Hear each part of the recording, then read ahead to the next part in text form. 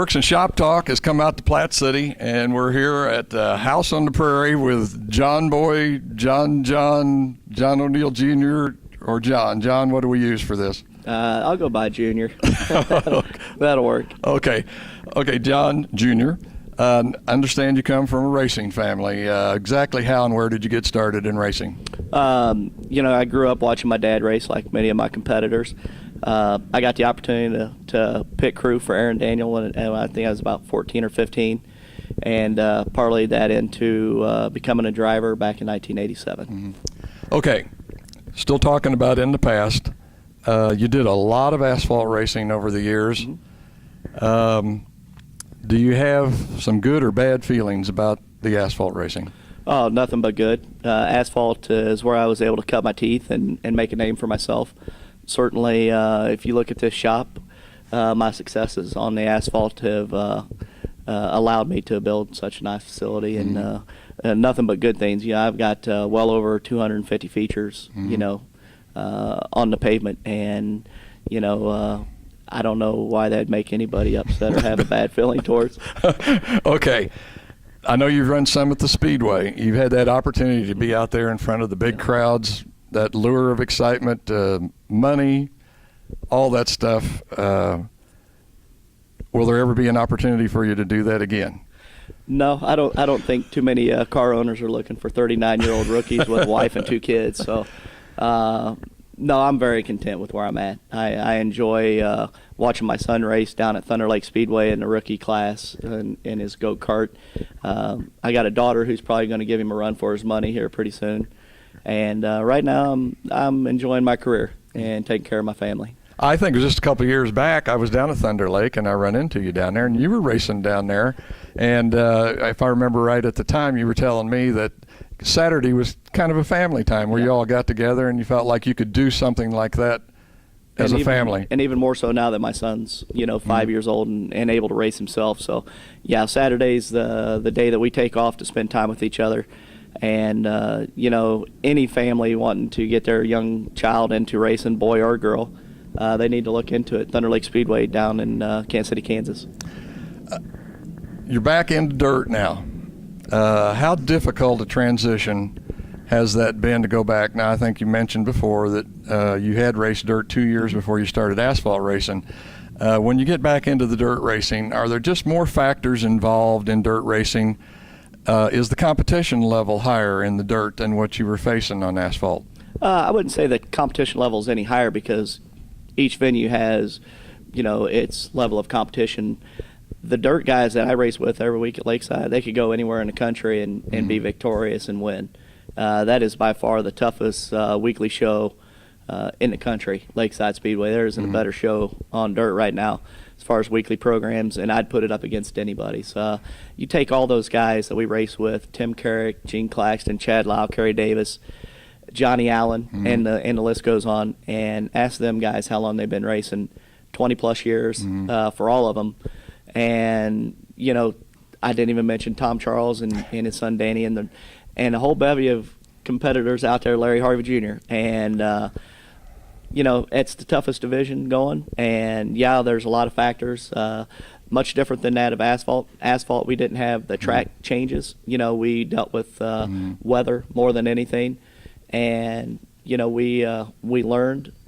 I'm certain that we could go back to pavement right now and have an edge in all the guys we're racing with. So, and I'd throw that challenge out to any of them because I'd certainly like my chances. Yeah. Okay. I know you've got a degree in marketing. Okay.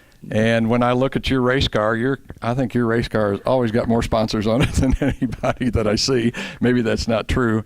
But what does a racer need to know as far as trying to get himself set up in some kind of a sponsorship program? Well, first and foremost, they need to, talk to somebody that, has had success doing it and find out what they're doing, that's different from what, approach they may have been taking. No doesn't mean no. That's a crucial point. I can tell you that I was turned down twice by Price Chopper before we ever landed that big sponsorship that lasted almost 7 years. And, those opportunities are out there. It's tough for the level of racing that we do because we don't offer television. However, there still are businesses that do have an enjoyment and want to advertise through motorsports, and it's just reaching that person. So, you can't go and ask just one person. You need to ask about 50 and increase your chances. Because, all you need is one person to say yes, and that's where it gets started. Would a video help anybody? I tell you what, this is a golden opportunity for anybody to be able to, get some sponsorship plugs in there, and that's what they need. We got to be able to ask, yourself, what can you do for your sponsor? And when you can effectively answer that, then it's going to become a lot easier for them to get them. Okay. Now, we've got a little hardware sitting on the floor over here. Yeah.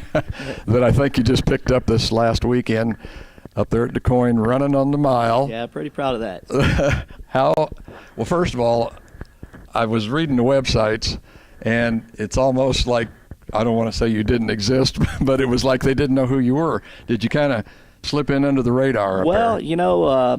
I think we came from so far away that, we may have slipped in under the radar.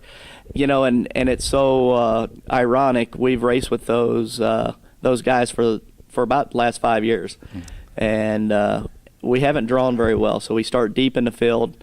We always race ourselves to the front. And when I finished in the top 3 without a win. And that's been my goal. And to finally get it. And I tell you, it brought a tear to my eye when I come down. I'm counting, I took the lead on about lap 14. And I'm just counting the laps down and going, come on, you got to throw the white. And, the sun was kind of in your eyes, and I went underneath of it. I'm like, I hope that was the white, because, they did something that I've never ever seen done before, and that was they're waving the green the entire time that you're racing. Oh, really? The guy, every time you'd come by, he's waving the green flag. And so when I went down underneath the checkered, I made sure I kept my eye on it all the way. And, boy, I was so happy, not only for myself. I didn't win a race for the first time last year, or the year before in 2006. I went winless. Last year we won the scramble at the end of the year for the Jayhawk. And, finally, we finally started getting that car going. 2008 opened up a door with the opportunity to buy a new Hughes car. And it's turned our whole, attitude around about racing. I was to the point where I was going to give it up. I was that disappointed and frustrated. My crew members, we were just down in the dumps. And this car truly has rejuvenated us and brought life back in our program. I think Jake Richards would agree with you on that. I think Jake's running a Hughes too. He bought a used one from Boney, I believe. Yeah. But I think Jake would agree with you on that. It's turned it around. Johnny Allen will agree. I think Chad Lyle, Kerry Davis. Yeah. Hughes is where it's at. Not to take anything away from the Skyrockets, because Tim and his guys make those things go.